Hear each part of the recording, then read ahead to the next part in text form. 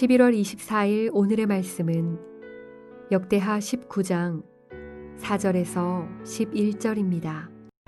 여호사밧이 예루살렘에 살더니 다시 나가서 브엘세바에서부터 에브라임 산지까지 민간에 두루 다니며 그들을 그들의 조상들의 하나님 여호와께로 돌아오게 하고 또 유다 온 나라의 견고한 성읍에 재판관을 세우되 성읍마다 있게 하고 재판관들에게 이르되 너희가 재판하는 것이 사람을 위하여 할 것인지 여호와를 위하여 할 것인지를 잘 살피라. 너희가 재판할 때에 여호와께서 너희와 함께 하심이니라. 그런즉 너희는 여호와를 두려워하는 마음으로 삼가 행하라. 우리의 하나님 여호와께서는 불의함도 없으시고 치우침도 없으시고 뇌물을 받는 일도 없으시니라. 여호사밧이 또 예루살렘에서 레위 사람들과 제사장들과 이스라엘 족장들 중에서 사람을 세워 여호와께 속한 일과 예루살렘 주민의 모든 송사를 재판하게 하고 그들에게 명령하여 이르되 너희는 진실과 성심을 다하여 여호와를 경외하라. 어떤 성읍에서는 너희 형제가 혹 피를 흘림이나 혹 율법이나 계명이나 율례나 규례로 말미암아 너희에게 와서 송사하거든 어떤 송사든지 그들에게 경고하여 여호와께 죄를 범하지 않게 하여 너희와 너희 형제에게 진노하심이 임하지 말게 하라. 너희가 이렇게 행하면 죄가 없으리라. 여호와께 속한 모든 일에는 대제사장 아마랴가 너희를 다스리고 왕에게 속한 모든 일은 유다 지파의 어른 이스마엘의 아들 스바랴가 다스리고 레위 사람들은 너희 앞에 관리가 되리라. 너희는 힘써 행하라. 여호와께서 선한 자와 함께 하실지로다 하니라. 르호보암 이후 역대기는 유다 왕 여호사밧에 대해 그 어떤 왕보다 자세히 다루면서 기록하고 있습니다. 그만큼 그를 통해 알리고자 하는 것이 많다는 의미가 되겠습니다. 북왕국 아합 왕과 사돈을 맺게 된 여호사밧은 아합의 호기로운 도전에 함께 했다가 죽을 고비를 넘기고 다시 예루살렘으로 돌아오게 됩니다. 아합은 길르앗 라못의 탈환 전쟁에서 결국 귀환하지 못하게 되고 죽게 됩니다. 그 모든 과정을 옆에서 지켜본 유다 왕 여호사밧은 더욱 하나님만 의지하리라 결단한 듯 합니다. 앞서 여호사밧이 아버지 죽음 이후 첫 정책으로 전국 각처에 율법관과 또는 율법교사를 보내어 백성들에게 율법을 가르치고 지키게 하는 것을 시작했다 하는 것을 읽었습니다. 자신이 율법을 지키고 우상을 타파하는 것에 그치지 않고 유다 백성 모두가 그리 되기를 꿈꾸었던 왕이 여호사밧이었습니다. 오늘 본문은 그것에 대한 시행 과정을 보여주고 있습니다. 먼저 왕이 직접 시찰하고 독려합니다. 브엘세바에서부터 에브라임 산지까지 구석구석을 다니면서 여호사밧은 이러한 일들이 잘 이루어지기를 원했습니다. 얼마나 많은 애정을 갖고 있었는지 알 수 있는 것입니다. 그가 바라는 바는 4절입니다. 브엘세바에서부터 에브라임 산지까지 민간에 두루다니며 그들을 그들의 조상들의 하나님 여호와께로 돌아오게 하고입니다. 그들의 조상 하나님께로 그들의 조상을 본받아 하나님을 섬기는 사람, 하나님을 의지하는 사람들로 돌아오게 하는 것이 이 모든 것의 목적이었습니다. 그러면서 이를 실행하는 방법으로 율법을 가르치는 것뿐만이 아니라 그는 올바른 재판관, 관리를 세우는 일을 시작합니다. 백성들이 억울해하면, 백성들이 불이익을 당하면 하나님을 떠날 가능성이 높다고 판단한 듯 합니다. 하나님의 말씀이 삶 가운데에서 생활 속에서 그대로 드러나기를 바라면서 그는 제도를 정비해 가는 것이었습니다. 마치 사사기 때처럼 말입니다. 온전한 판관이 있을 때, 재판관이 있을 때 그 모든 이스라엘 백성들이 평안을 누리지 않았습니까? 쉽게 말해 하나님의 말씀을 읽고 배우며 거기에 그치지 않고 적용점을 찾아 하나씩 적용해 가는 것을 보여줍니다. 말씀이 지식으로만 머물러서 안 된다는 것을 그는 익히 알고 있었습니다.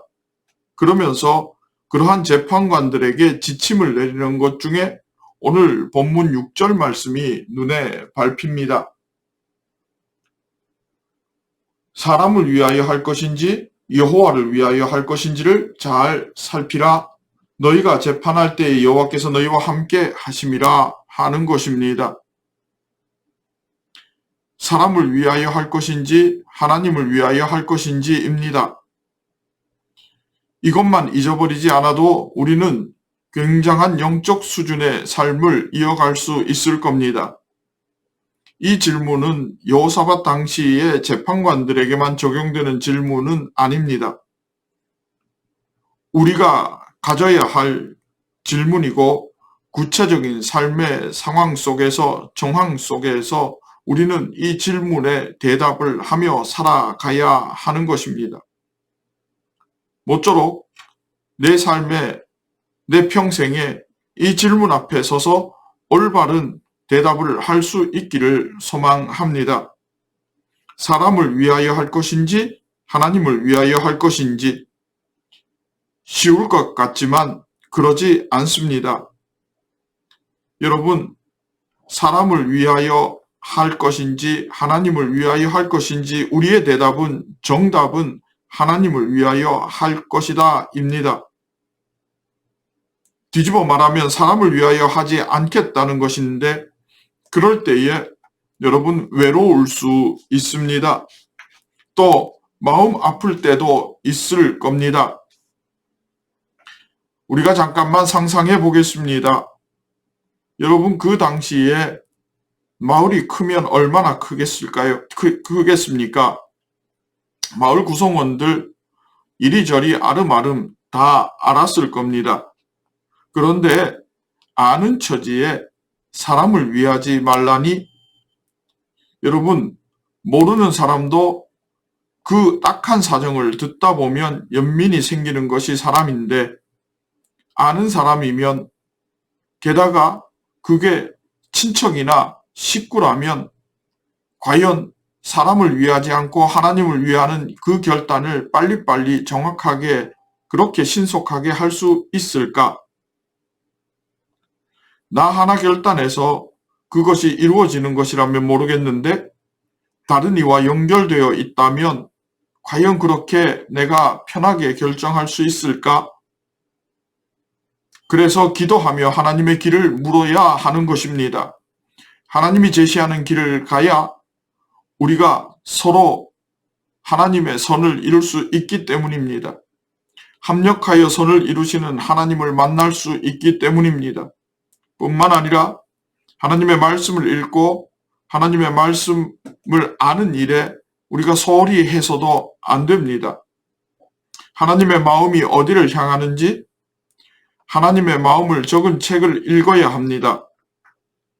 그분의 마음을 기록한 유일한 책이 성경이기에 우리는 성경을 손에서 놓아서는 안 될 것입니다.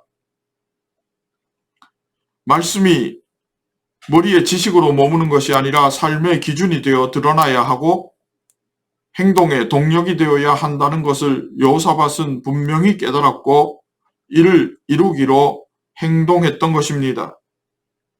나아가 그는 늘 많은 사람들과 함께 일했으며 그들에게 임무를 맡겨 팀이 되어서 일했습니다. 공동체로 일했다는 것입니다. 여러분, 가정도 생업터도 교회도 이와 같아야 할 것입니다. 하나님과 공동체를 이루고 식구들과 공동체를 이루고 또한 동료들과 공동체를 이루고 교우들과 함께 공동체를 이루어서 늘 하나님의 뜻을 향하여 달려가야 할 것입니다. 함께 하기에 하나님의 일하심을 더욱 뚜렷이 볼 수 있고 무엇보다도 함께 하기에 삼위일체의 하나님의 일하시는 방식도 알게 되는 것입니다.